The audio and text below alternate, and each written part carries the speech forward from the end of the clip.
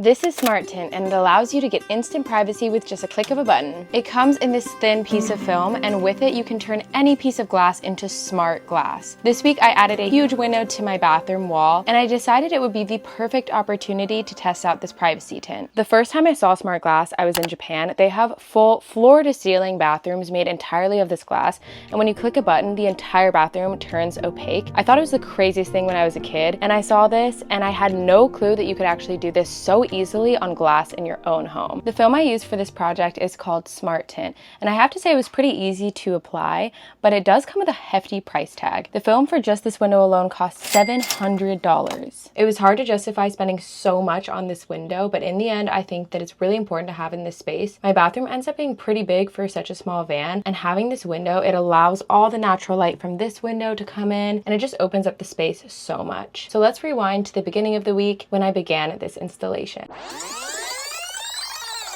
The first thing I needed to do for this installation was cut the frame for the window, and I decided to use walnut for this since in the rest of the van I will be using walnut. I got a solid piece of walnut that was 3 inches wide, and I ripped that down in 3 different pieces on the table saw. Once I did that, I came in with the router and I cut out a strip in the middle of each of the pieces. That way the window can sit inside of the walnut.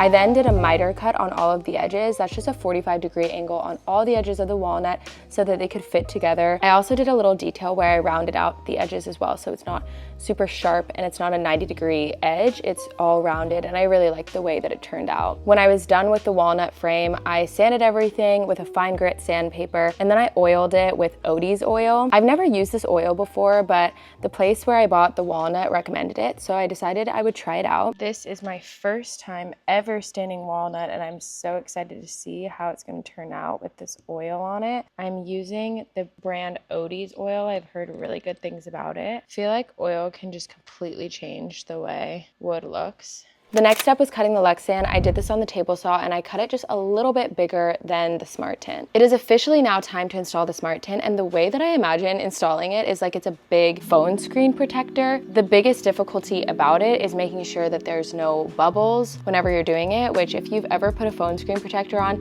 can be really difficult. So I made sure the space was really clean. I did it inside, not in the workshop. And unfortunately, I did still have some bubbles. This tint is supposed to be breathable, so small bubbles should eventually work their way out, but I did have a couple bigger bubbles that actually have a dust particle in it, unfortunately. And I would say that was the hardest part. Like, installing it in general wasn't very hard, but we spent so much time working these bubbles out and being very meticulous about it. And honestly, we took our time with it. We went over a million times to make sure there were no bubbles, and we did it really slowly. Still even had a couple bubbles. So that was definitely the hardest part. Looking back on it, I do kind of wonder if I got it professionally installed, if they would have done a better job and not had any bubbles, and maybe it would have been something worth it considering the tint is so expensive. Now it's officially time to put the window in the walnut frame that we've built. I first added sealant all around the edges of the Smart Tint. They provide this when you buy the Smart Tint and recommend putting it around the perimeter, so that's what I did. And then I put the window in the walnut, and I used this Gorilla Glue to adhere the edges, those 45-degree angles that I cut earlier. Last summer I had a really hard time building this van because it gets so hot in Texas. Right now it is 92 degrees Fahrenheit and 64% humidity. So I got this new Bluetti Apex 300, and I'm going to use it to power my AC unit in the van, and hopefully this cools down the space quite a bit. Right now we're at 100% and it is 3:30 p.m. Okay, I'm going to turn the AC unit to cooling. I've been running the AC for about 30 minutes.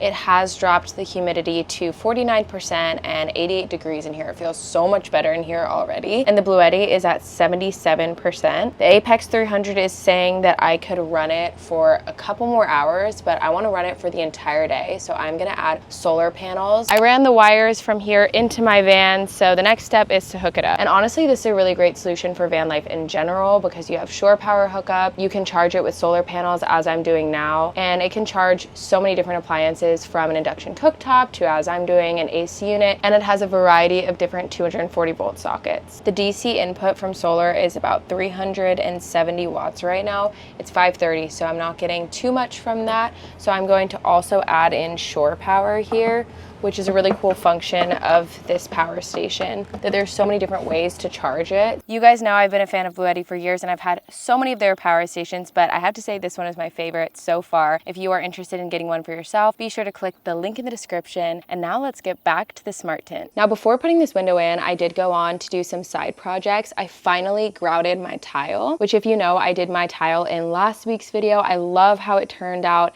It's this beautiful marble pattern, and I just went in and did the grout this week.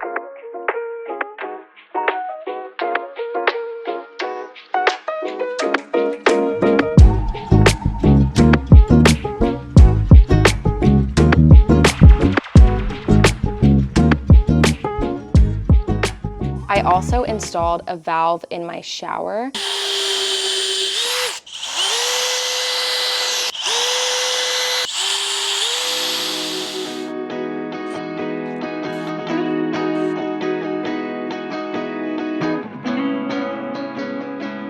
Right now I'm working on adding the valve for the shower, which is going to go right here. And I'm also creating this wood backing just to protect it, because I do have a headliner shelf here. And so when I store things, I don't want it to hurt any of the plumbing back there.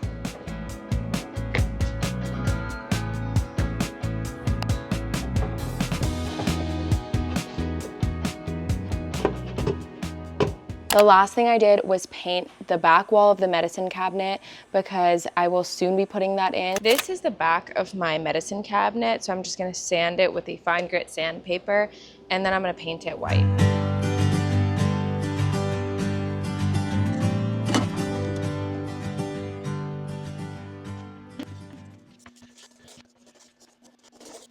Another project that I worked on this week is engineering this sliding wall, which is going to eventually be made in a much better and more sturdy material. As you can tell, it's very makeshift right now. My dad is actually helping me engineer this because he is an engineer, and I've been learning so much. I actually ended up creating engineering diagrams for the sliding wall, and I sent it to some fabricators in the area to see if anybody can make a sturdy, relatively lightweight, and waterproof sliding wall. It's honestly kind of going to be an engineering feat, but I hope it's possible because I've built this entire bathroom around it. It will have a sink on it. It's going to have a drainage pipe in the wall. It's going to have a table, a little cabinet here, hopefully.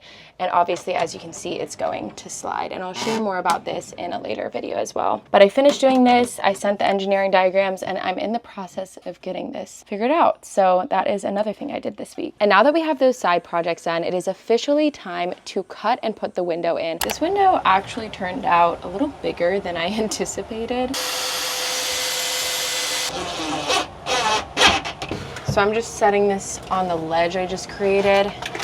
And the reason why I'm doing this is because it's not perfectly square, this wood frame actually, and I want the hole to be perfect, no gaps or anything. So I'm just gonna trace it and then use the flush cutting router to cut it out. I'm going to use the Bluetti to power both this flush cutting router and also the vacuum. Tori here is gonna help me vacuum, and we're going to cut out a massive hole in my bathroom.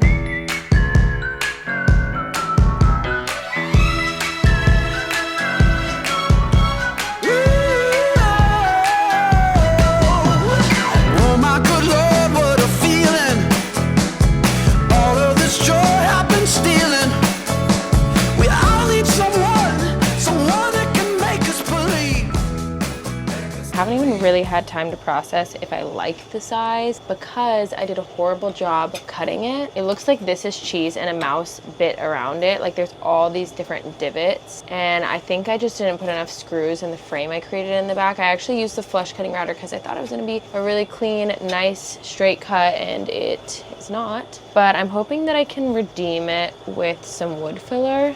On a positive note, I think this wood frame looks so good. It's very open.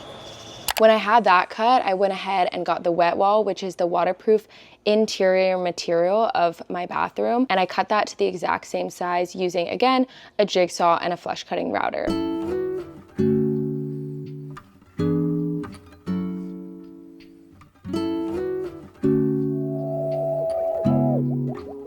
When I had both of those things cut, I used the adhesive that comes with the wet wall panels to adhere the wet wall on the inside of the bathroom. There is no method to this madness. It's looking crazy. Well, I started with making a smiley face. Okay, I feel like that's enough sealant. I made sure that the opening was flush all around and that the window fit, and now it is officially time to put the window in. I used the same sealant that I used for the wet wall around the perimeter of the walnut, and then I pushed it in. The sealant did get everywhere, but thankfully once it dried, I was able to rip it off. I still need to do that a little bit so that it looks better. And then the last thing to do is to wire up the electrical, which I actually still haven't done yet.